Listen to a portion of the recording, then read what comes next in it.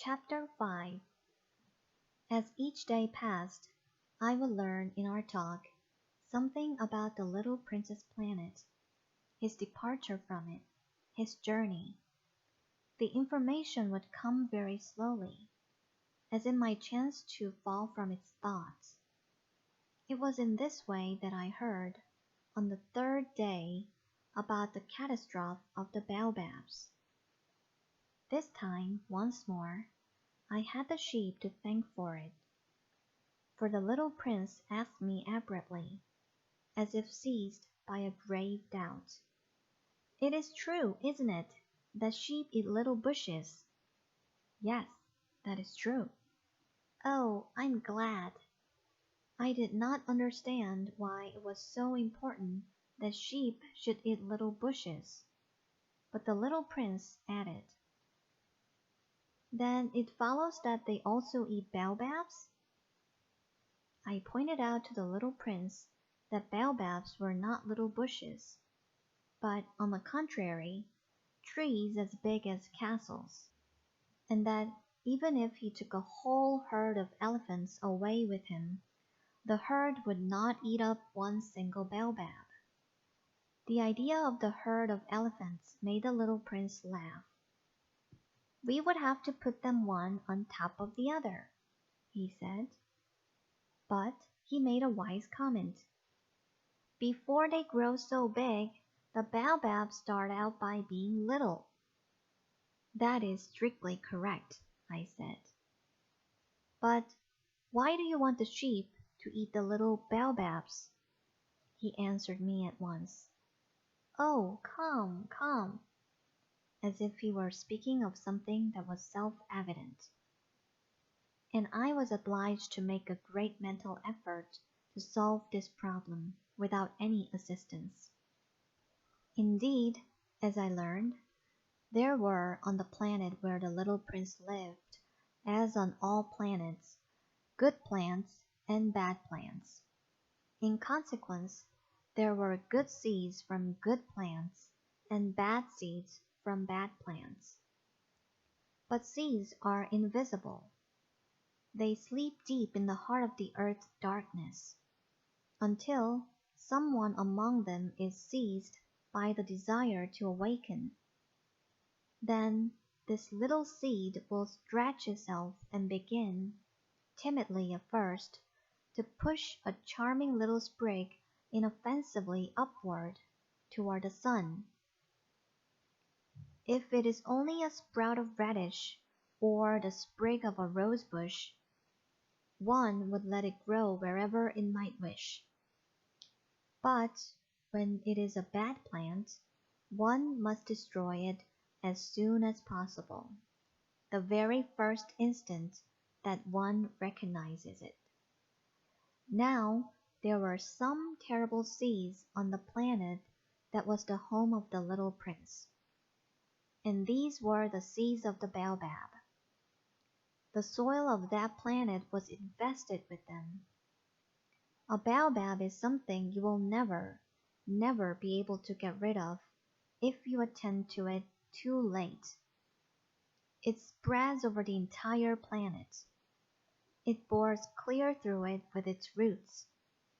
And if the planet is too small and the baobabs are too many, they split it in pieces. "It is a question of discipline," the little prince said to me later on. "When you finish your own toilet in the morning, then it is time to attend to the toilet of your planet, just so, with the greatest care. You must see to it that you pull out regularly all the baobabs at the very first moment when they can be distinguished from the rose bushes which they resemble so closely in their earliest youth. It is very tedious work," the little prince added, "but very easy."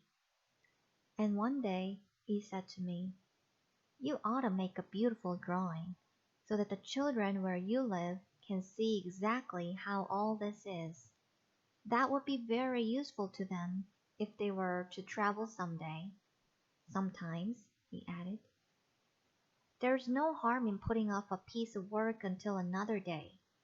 But when it is a matter of baobabs, that always means a catastrophe. I knew a planet that was inhabited by a lazy man. He neglected 3 little bushes.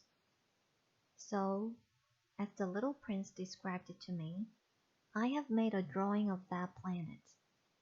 I do not much like to take the tone of a moralist, but the danger of the baobabs is so little understood, and such considerable risks would be run by anyone who might get lost on an asteroid, that for once I am breaking through my reserve. Children, I say plainly, watch out for the baobabs. My friends, like myself, have been skirting this danger for a long time, without ever knowing it. And so, it is for them that I have worked so hard over this drawing. The lesson which I pass on by this means is worth all the trouble it has cost me. Perhaps you will ask me, why are there no other drawing in this book as magnificent and impressive as this drawing of the baobabs? The reply is simple. I have tried, but with the others, I have not been successful. When I made the drawing of the baobabs, I was carried beyond myself by the inspiring force of urgent necessity. Chapter 6. Oh, little prince. Bit by bit, I came to understand the secrets of your sad little life. For a long time, you had found your only entertainment in the quiet pleasure of looking at the sunset. I learned the new detail on the morning of the 4th day when you said to me, I am very fond of sunsets. Come, let us go look at a sunset now. But we must wait, I said. Wait? For what? For the sunset. We must wait until it is time.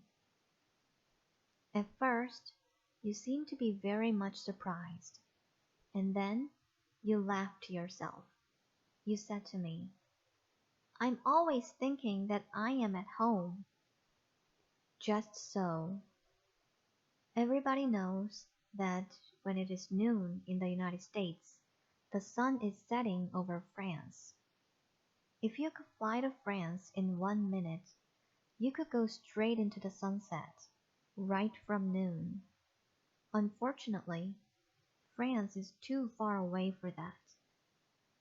But on your tiny planet, my little prince, all you need to do is move your chair a few steps. You can see the day end and the twilight falling whenever you like. One day, you said to me, I saw the sunset 44 times. And a little later, you added, you know, one loves sunset when one is so sad. Were you so sad then? I asked, on the day of the 44 sunsets? But the little prince made no reply.